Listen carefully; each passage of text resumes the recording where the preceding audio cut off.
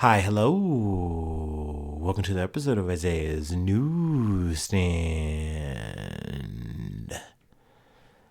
It's your host, Isaiah Edwards. The date is November the 24th, 2025. Hopefully this episode finds you well, in good spirits and high hopes. As for me, I'm doing pretty good.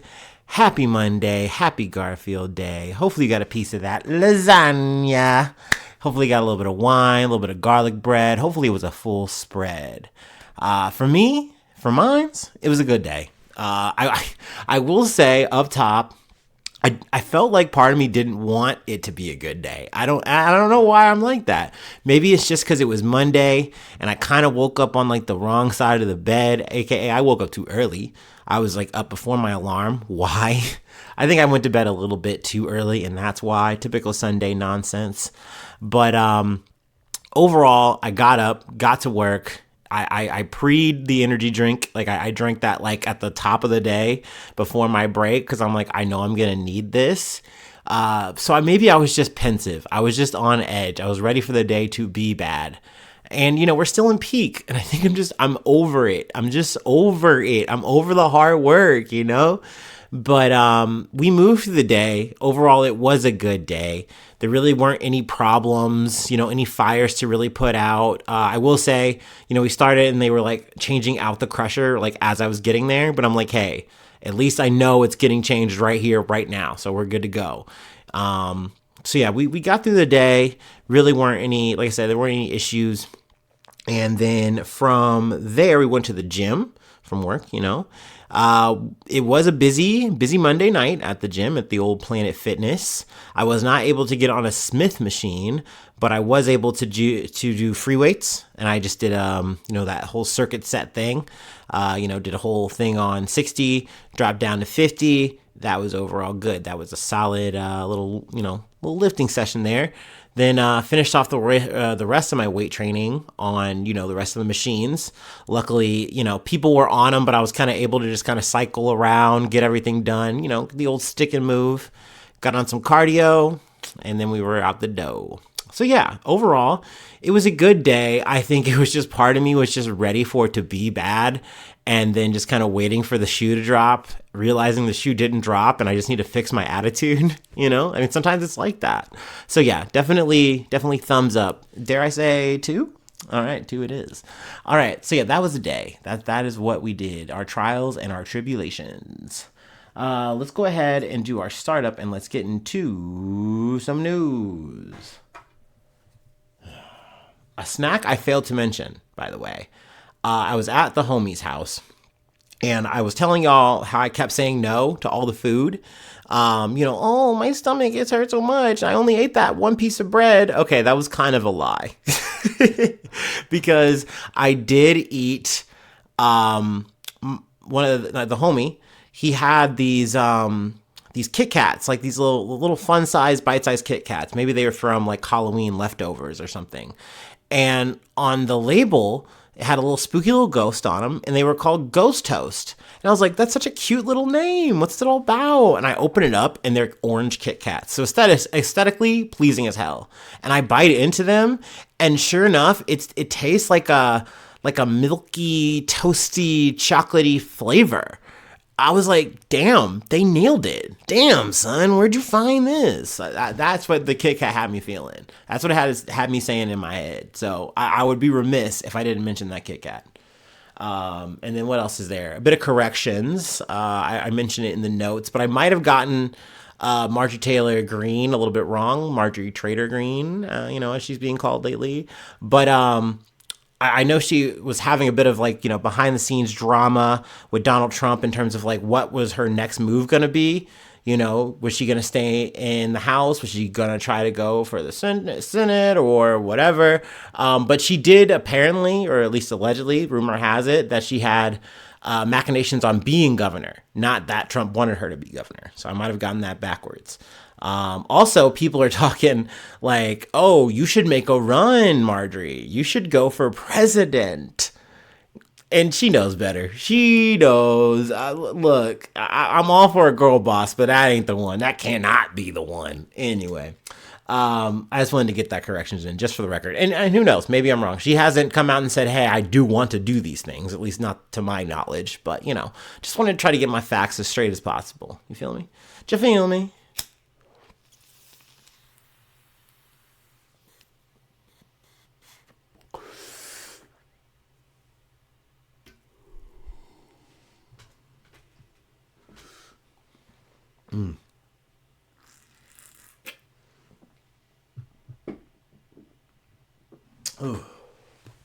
All right. Our first story comes from the BBC. 5 dead in suicide bombing in Pakistan.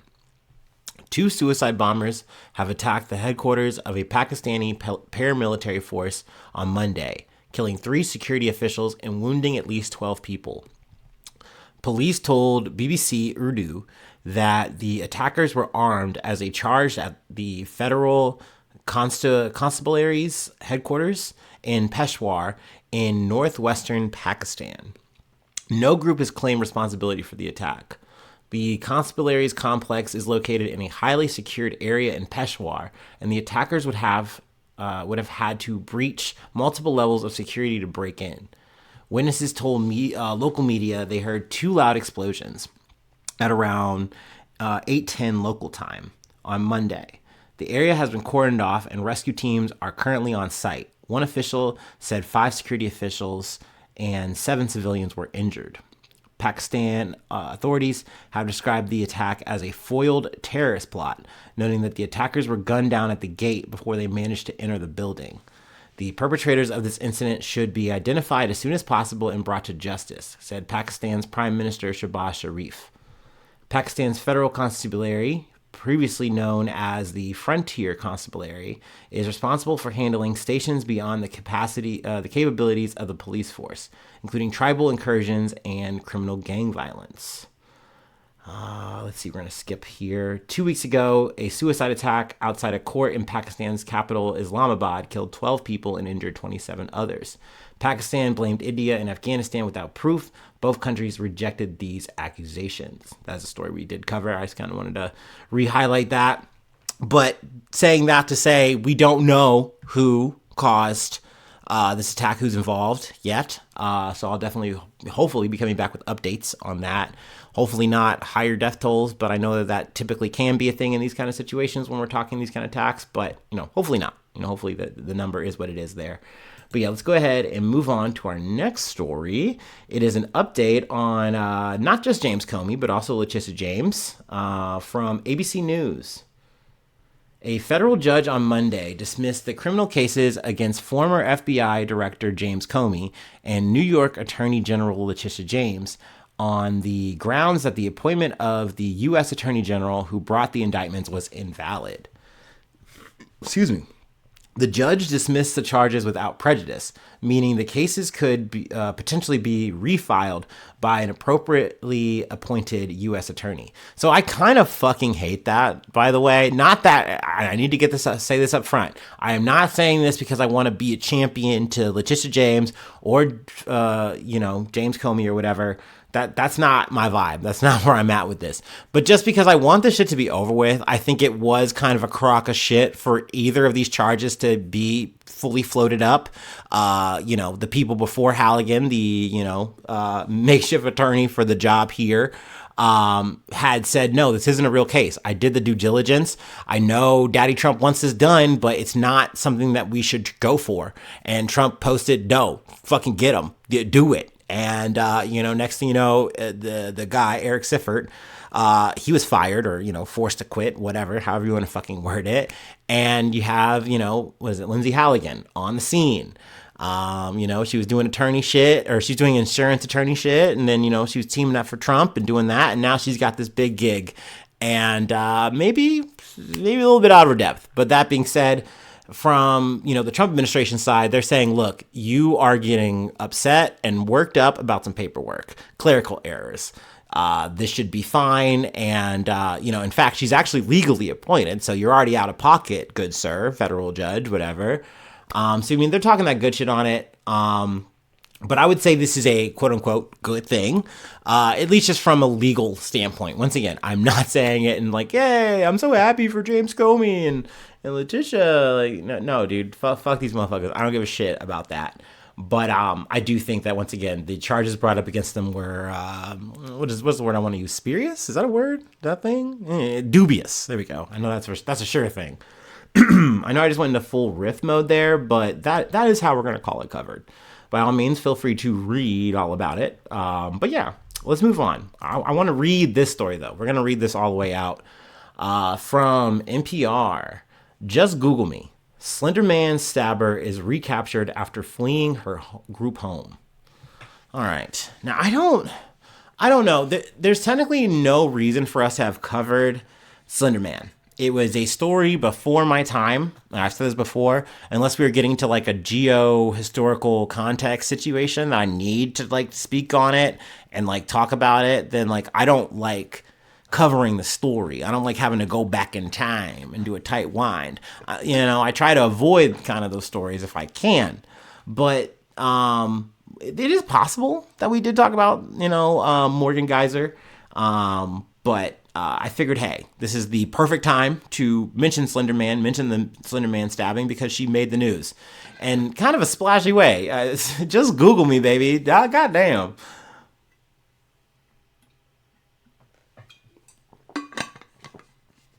All right. Sorry, I needed to take a water break. I was getting quite parched.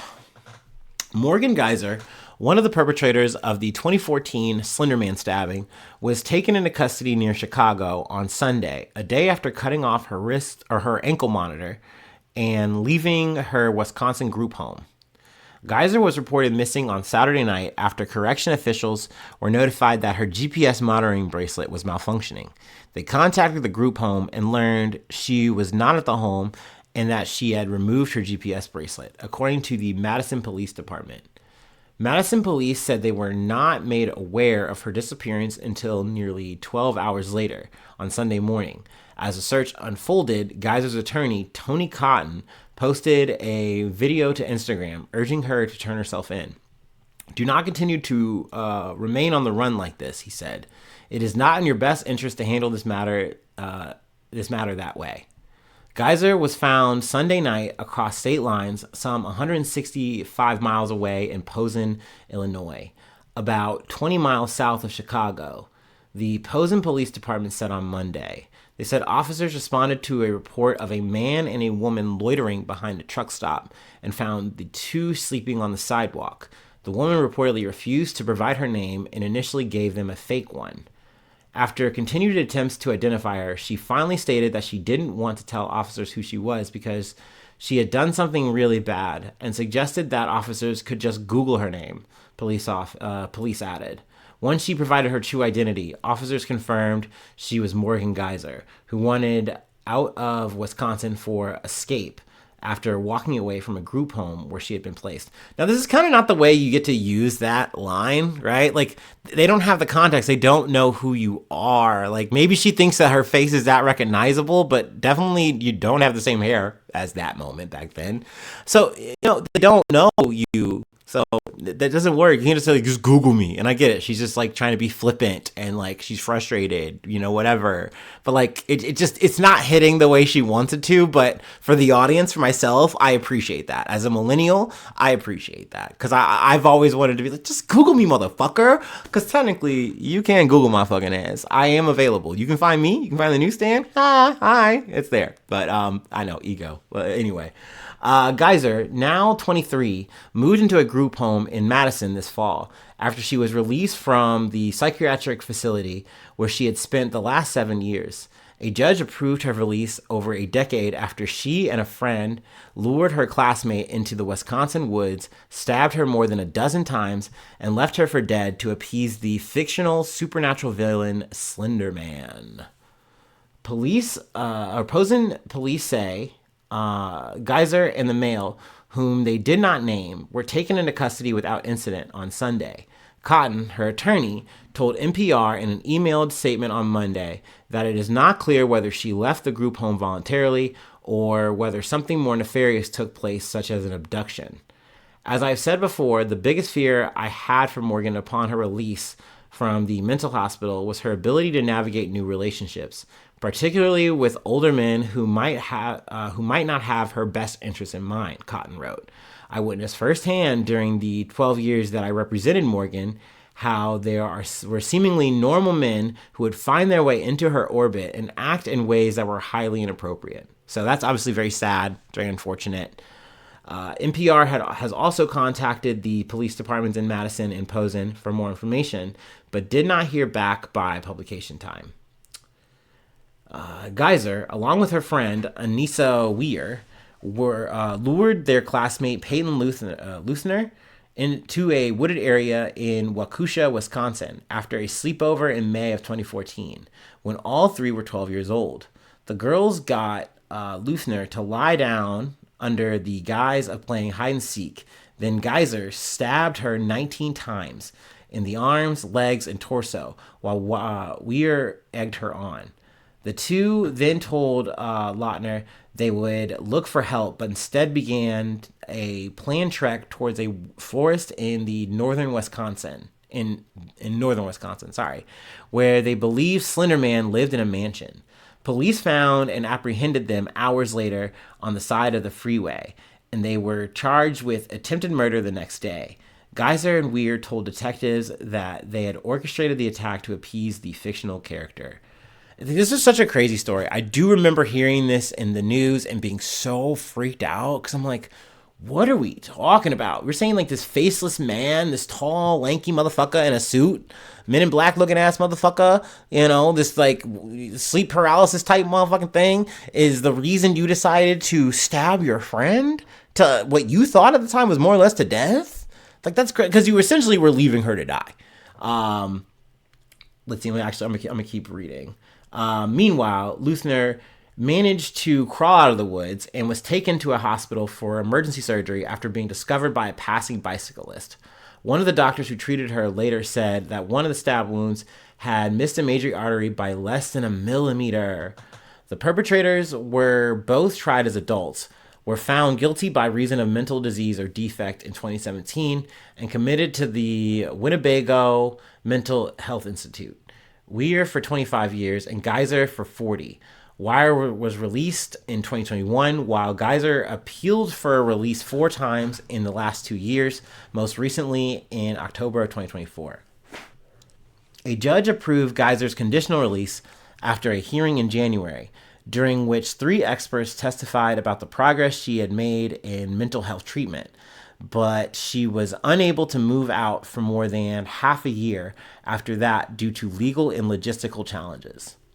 Officials with the Wisconsin's health department opposed Geyser's release, alleging that Geyser didn't tell her therapy team that she had read a book about murder and selling organs on the black market, and that she had been communicating with a man who collects murder memorabilia. Ugh.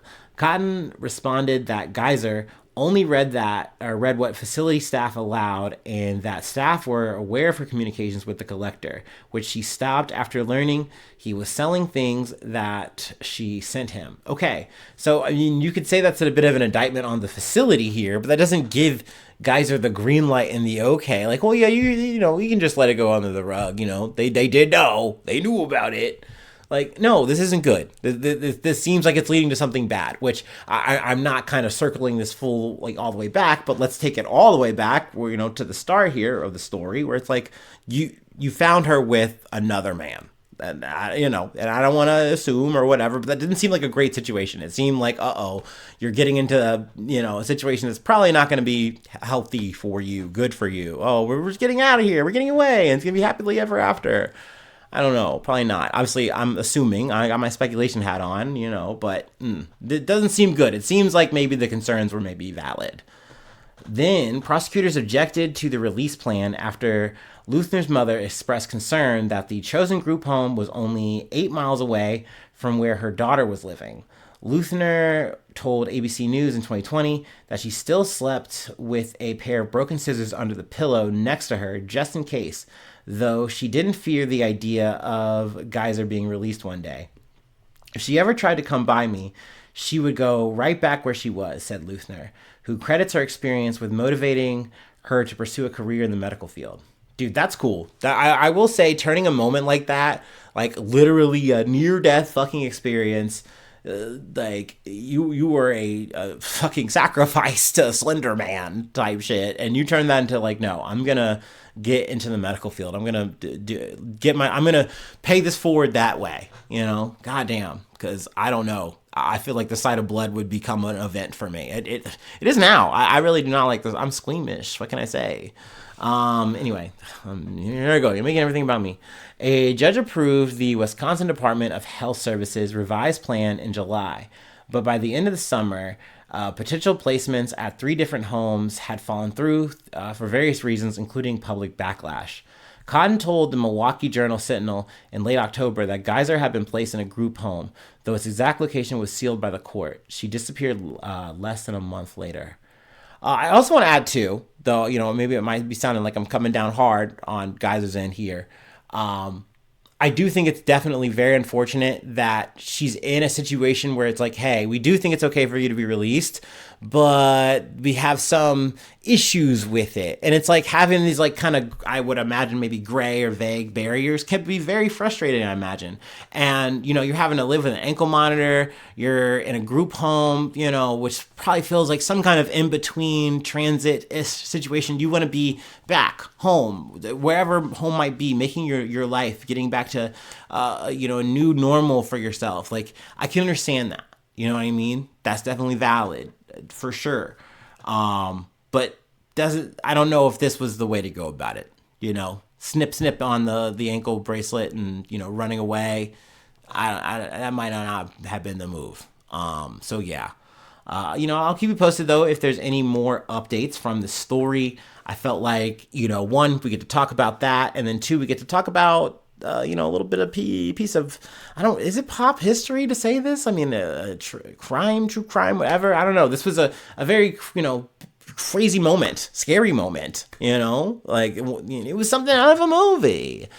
So, you know, I don't know. I wanted to talk about that. So anyway, let's move on to our last story. It's an update. I'm going to say it's a bit of good news, which I feel like is a bit rare. Though you could say the Slender Man, you know, the Morgan Geyser thing, that was a bit of good news. Her being, you know, is the word apprehended? I don't know. Anyway, well, actually, this is more, you know, almost good news on like 3 out of 4. Anyway, let's go ahead and take our last break, and then we'll go ahead and go back to Nigeria. You know, so you know, if you've been listening over the past week, you'll probably know what we're getting to.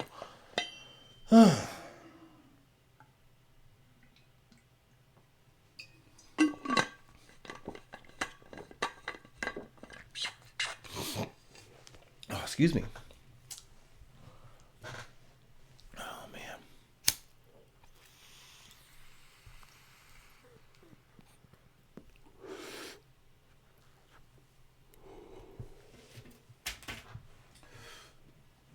Ooh. I am often haunted by fake Labubu ads. BBC News got me fucked up. Pop Mart, figures, new arrivals. If I click on any of these, it's going to take me to a fake Labubu site, and it is probably going to be speaking Spanish to me. And I'm not going to go down that road ever again. Even though they're making a Labubu movie. I heard that was a thing via IGN, so there you go.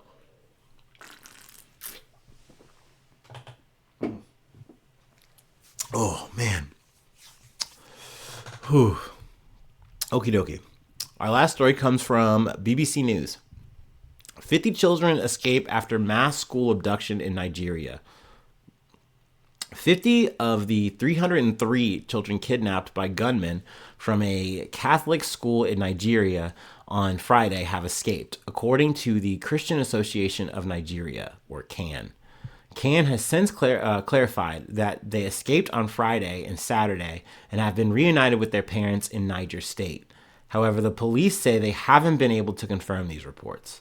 A major military-led search and rescue operation is underway for the remaining 253 children and 12 teachers who remain missing. Authorities in several Nigerian states ordered schools to shut down following the mass abduction in Niger and another smaller hostage taking in Kebbi State on Monday, when 25 pupils were kidnapped from a boarding school. In response to a spat of abductions, Nigerian President Bola Tinubu has ordered the recruitment of an additional 30,000 police officers.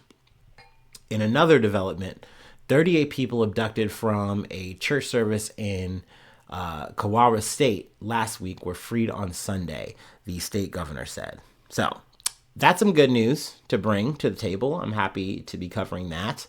I will say that I was listening to the BBC, and I mean, you could say it's angle, you could say it's a bit of spin. You could also just say, hey, I mean, it is a pertinent thing because our president of the United States, Donald Trump, has made it, his business to say, hey, like, we are going to come guns a-blazing to defend any Christians who are being attacked by, terrorists or whatever, who are not being properly defended. And BBC was posing that question, to, officials and whatnot. But, the immediate counter was like, look, these are not the only people who are being targeted. Also, when you look at it, like, these aren't like known certified gangs or whatever. I mean, yes, you could take it all the way back to Boko Haram, but they're not necessarily being mentioned in this situation.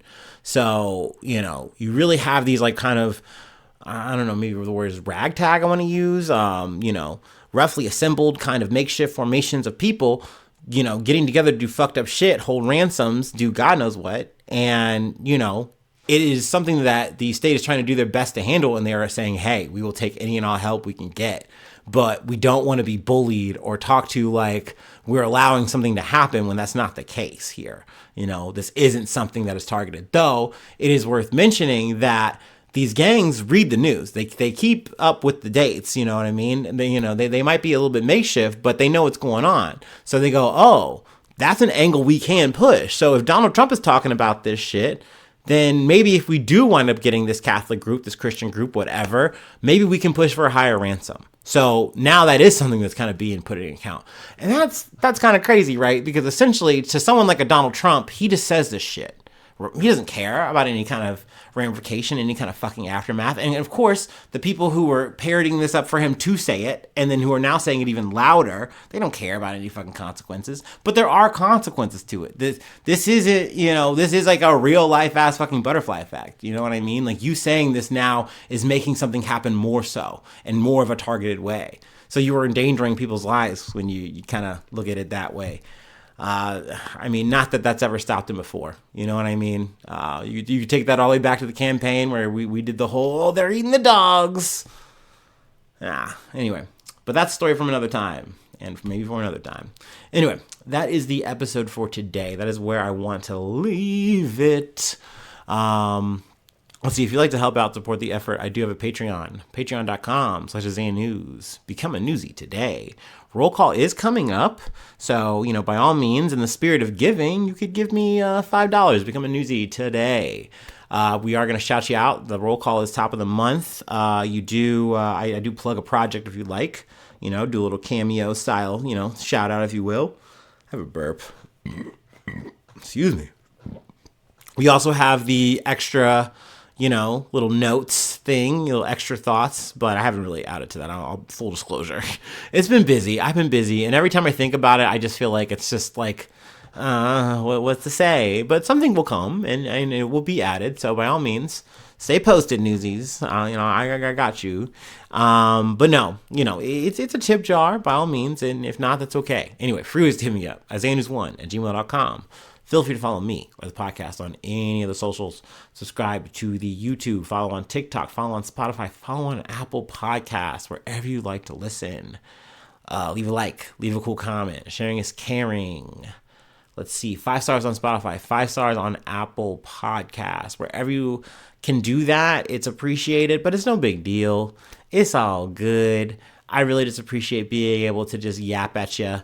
Thank you for letting me fumble through my day, fumble through some news, and, rinse and repeat. Super, I'm forever happy that I get a chance to do that. Yeah, for you. Yes. So yeah, thanks so much for tuning in. Thanks so much for being a friend. And hopefully I see you soon for some more good news. I love ya. Bye-bye. Mwah.